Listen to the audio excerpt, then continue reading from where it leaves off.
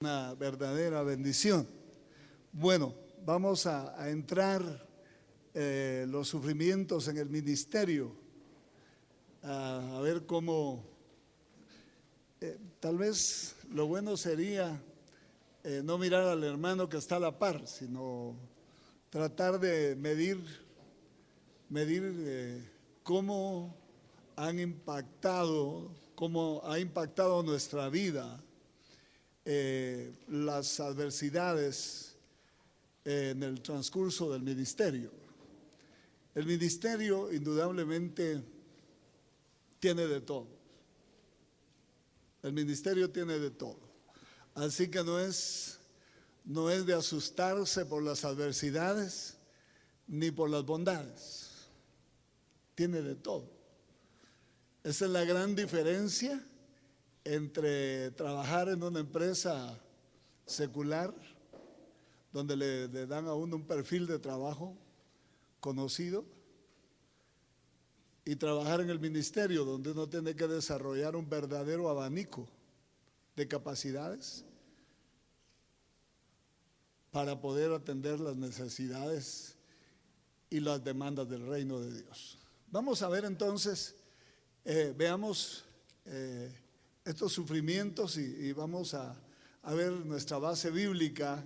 Yo trabajo de esa manera mis temas. Hebreos 10:32. Acordaos de aquellos días cuando aceptasteis la verdad de Cristo y cuando pese a todos vuestros sufrimientos permanecisteis fieles al Señor. Vamos a ir más adelante. La iglesia del principio surgió en medio de un entorno violento, totalmente violento. La iglesia del principio no surgió en tiempos de paz. Eso quiere decir que la iglesia no es extraño que hayan adversidades en la iglesia. Así nació, así ha caminado y así es.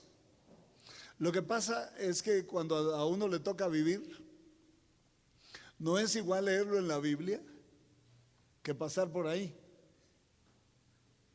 Entonces, indudablemente que las adversidades producen muchos efectos. Variedad de efectos en cada persona. Cada persona reacciona diferente a la adversidad. Cada persona entiende diferente la adversidad. Y eso es lo que tenemos que entender ahora. Buscar qué ha causado en nosotros la adversidad. La adversidad en realidad no es del todo mala. No me mire así.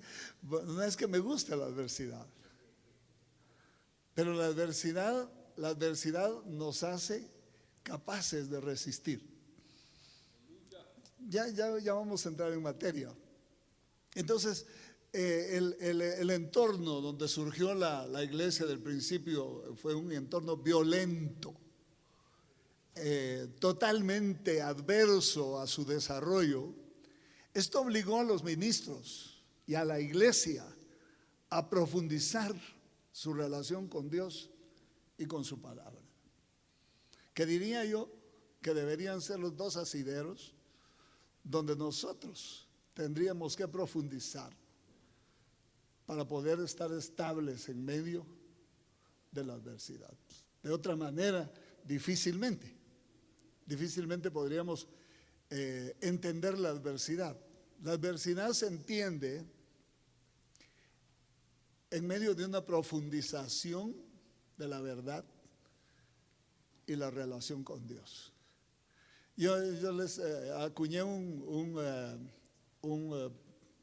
pensamiento en las redes sociales, y es que la verdad, aunque te atropelle o te parte en dos, te hace libre. La verdad nos hace libres. ¿Sí? Eso dice la Biblia. Entonces, la verdad, la palabra debe ser como nuestro asidero principal y el altar, nuestra relación con Dios. Bueno, miremos. Esta presión a costa de las vidas de muchos mártires, a nosotros pues no nos han matado.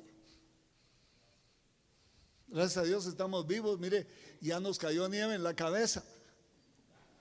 Y a algunos otros nos llegó el tiempo de la, ¿cómo le llaman? Cuando se caen todas las hojas, la primavera, ¿cómo es? Sí, pero yo quería confundirme, el otoño. Yo pensé que estábamos en primavera, pero no, es el otoño. Se nos cayeron las hojas ya, ¿verdad? Ahora que nos encontramos de nuevo, vemos nuestra realidad, vemos que el tiempo no ha pasado en vano. Sin embargo, nosotros todavía estamos de pie. Y eso es de aplaudirle al Señor por eso. De aplaudir al Señor por eso. Dios ha sido bueno. Entonces, fíjese, cobró la vida de muchos mártires esa resistencia, esa violencia, esa manera de actuar del entorno social, de los tejidos sociales de aquel tiempo, más que todo del aspecto religioso. La respuesta fue más religiosa que social. Y entonces ellos en Israel había una dualidad ahí. La ley estaba muy vinculada con la religión y eso hizo que tuvieran ellos elementos incluso legales para sentenciar a muchos de los mártires que cayeron en el principio. Pero fíjese que los obligó a hacer uso de la gracia y sus recursos.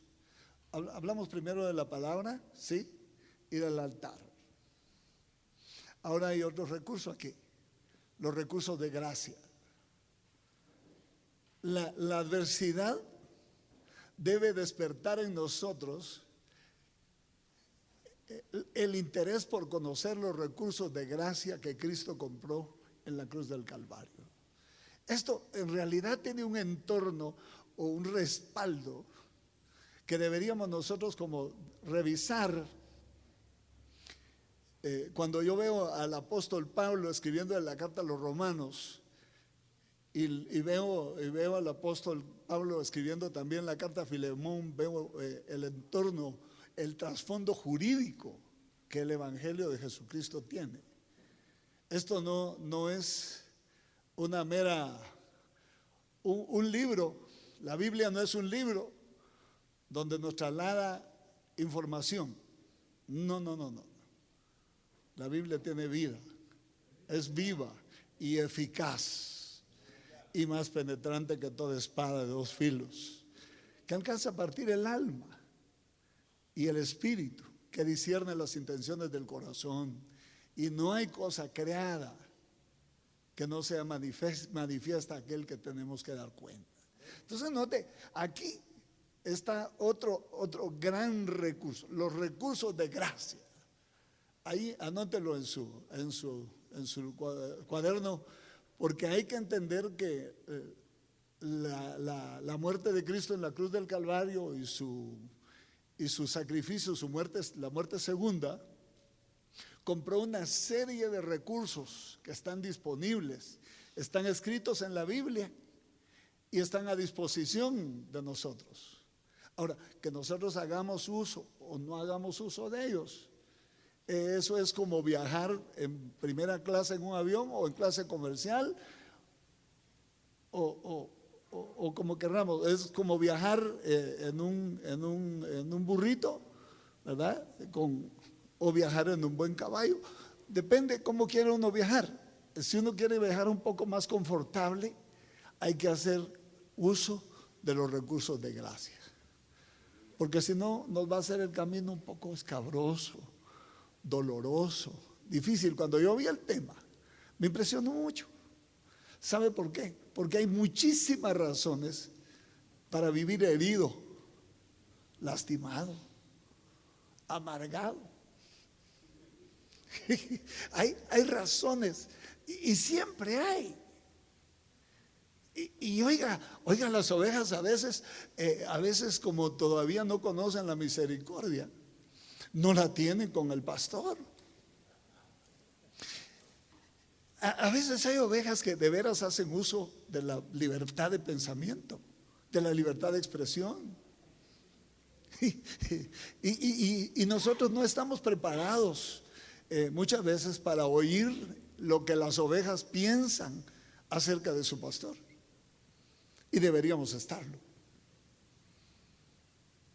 Porque cada palabra contraria a nuestra concepción de nuestro ministerio nos sacude. Y eso es lo que nosotros debemos entender, que las ovejas deberían tener la libertad de decir lo que piensan de su pastor, sin que eso nos moleste a nosotros. Eso quiere decir volar un poquito más alto que como ellos están volando. Yo recuerdo, para entrar de materia y en confianza, ¿me permiten entrar en confianza? Bueno, mire, yo recuerdo una oveja preciosa, más preciosa que las demás porque nadie se animó a decir lo que sentía, ella sí. Me estaba esperando un domingo después de un mensaje, que por poco me vuelvo a convertir yo en ese mensaje. Yo sé que Dios habló. Fue un mensaje maravilloso. Yo me gocé en medio de predicar ese mensaje. Y cuando bajé del púlpito me estaba esperando una oveja y me dijo: hermano, quiero hablar con usted. Y yo dije: sí, hermano, ¿cómo no? Hace rato que yo quiero decirle lo que pienso, pero hasta hoy se me da la oportunidad. Hable, le dije yo. Quiero que sepan que yo estoy aquí por la alabanza y por la palabra, pero quiero que sepa también que usted me cae mal.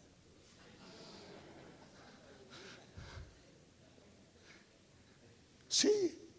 Yo le dije: mire, en ese momento pasaron un montón de palabras por mi mente, como pasan los números en la gasolinera, ¿no? ¿Qué contestarle? Pero gracias a Dios como que me dio la gracia de decirle: mire, hermana, permítame hacer el mayor esfuerzo para ser menos gravoso para usted. Voy a tratar de hacerlo. Gracias, me dijo. Se fue. No me dio la mano, no, se fue. Uno se puede amargar por cualquier cosa, porque no tienen cuidado de uno en la iglesia, porque habla mal, por las exigencias. ¿Quién sabe? Razones para amargarse hay miles. Ahora, ¿cómo vamos en el camino? Eso es lo que vamos a evaluar hoy a la luz de este tema. ¿Cómo vamos hasta aquí? Pues no vamos a esperar a estar en la tumba para pensar en por qué nos amargamos. Ahora que podemos votar todavía esas cosas, ahora que podemos cambiar de actitud, es el momento de actuar y de ser sinceros. Y no me parecería extraño, porque somos siervos, somos humanos, que hubieran diferencias entre nosotros, entre ustedes ahí, que han caminado juntos mucho tiempo. No sería raro. ¿Por qué no arreglarlas? ¿Por qué seguir con esa piedra en el zapato? Es incómodo, lastima.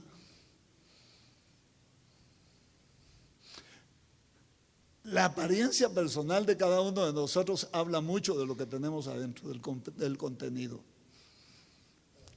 La apariencia externa habla mucho.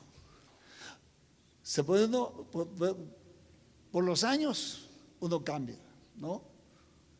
Pero también por el contenido. Hay dos razones. Bueno, miremos. Romanos 5, 3 al 4, y no solo esto, más aún nos gloriamos en las tribulaciones, sabiendo que la tribulación obra paciencia, y la paciencia, experiencia, y la experiencia, esperanza.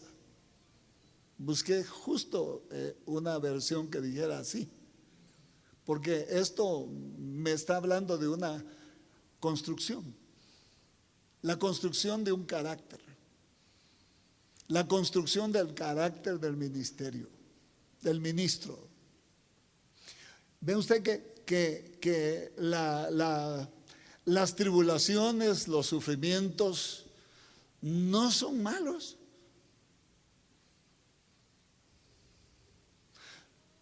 Pero depende con los ojos que uno los vea.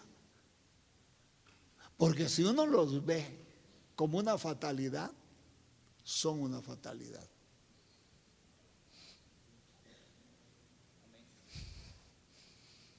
No son otra cosa, causa de dolor. Pero esto hay que examinarlo despacio, hay que examinarlo bien. Veámoslo. Veamos un poco más. La paciencia. Pusimos un reloj porque la paciencia habla de espera. Habla de esperar. Pacientemente esperé. Es delicioso estar uno descargado, tranquilo, satisfecho en tiempos amplios en la carrera ministerial. Pero es difícil esperar en el tiempo, esperar el tiempo cuando uno está angustiado, cargado, esperando a veces estallidos en medio de la congregación, en la familia, que es la congregación pequeña, la que más sabe de nosotros, la que ve y a veces puede probar el verdadero sabor que nosotros tenemos en nuestro carácter. Esa es la familia. La familia prueba el sabor. Miremos. La paciencia es un producto que no se obtiene de ninguna manera, sino con el sufrimiento. Entonces, cuando nosotros estamos en medio del sufrimiento, es una fábrica de paciencia. Se echan a andar las maquinarias que producen paciencia. Empieza a trabajar, como cuando se está formando el mármol en medio de las montañas. Se forma por filtración y dice que tarda muchísimos años, 1 centímetro cuadrado, 300 años o más. Entonces la paciencia se forma en medio de la adversidad. Entonces la adversidad es como la maquinaria que produce paciencia, pero produce amargura también. Los momentos difíciles. Oiga, la mirra, a mí me impresiona la mirra, porque la mirra es el único producto, por lo menos conocido, que yo conozco, que tiene sabor amargo y olor dulce. Fíjese usted, sabor amargo, pero olor dulce. Entonces, el sufrimiento tiene sabor amargo. ¿Quién quiere sufrir? ¿Verdad que nadie quiere sufrir? Ahora, si yo le pregunto, ¿quién quiere paciencia? Yo quiero paciencia. Resulta que la paciencia es un producto que no se vende en la farmacia. Si usted llega a la mejor farmacia donde compra todos los productos para su salud. Y dice, mire, quiero unos cuantos centímetros cúbicos o una caja de pastillas de paciencia.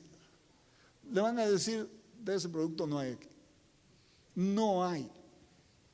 Hay para bajarle a uno las revoluciones, hay para que uno se duerma, hay para que uno no duerma, hay de todo. Pero paciencia no hay. Y la paciencia solo se forma ahí. Vamos a terminar entendiendo hoy cuál ha sido la razón de nuestras adversidades, para qué Dios las ha permitido, siendo nosotros como somos o como nos consideramos, porque a veces nos consideramos demasiado buenos, cosa que no siempre es cierto.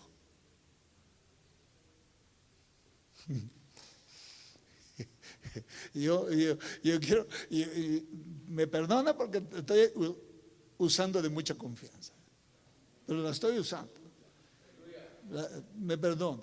Vale, sigamos. Entonces, es un producto que no se obtiene de ninguna manera sino con el sufrimiento. La paciencia soporta. La paciencia soporta con calma aquello que quisiéramos que fuera quitado, ya sea esto la privación de algún bien prometido o las largas esperas de sanidad cuando nos enfermamos. Cuando uno está enfermo, hermano, de algo que uno sabe que no es fácil sanar, ¿cómo cuesta que el tiempo pase, hermano? ¿Cómo cuesta comprender? Pero aún en ese tiempo, Dios está destilando, está trabajando, formando el carácter sólido del nuevo hombre. Ahora, si uno enfrenta, aquí es donde está la parte seria, si uno enfrenta con la personalidad del viejo hombre las adversidades, se amarga, se lastima, se enferma y se muere fácilmente, porque el ministerio es desgastante. El ministerio no es un trabajo común. En el ministerio entran los 3 niveles. Entra la parte física corriendo de un lado para otro. Entra la parte sentimental porque uno a veces mete sus sentimientos en ese asunto. Las penas, las angustias, el por qué piensan eso de mí. Hay ovejas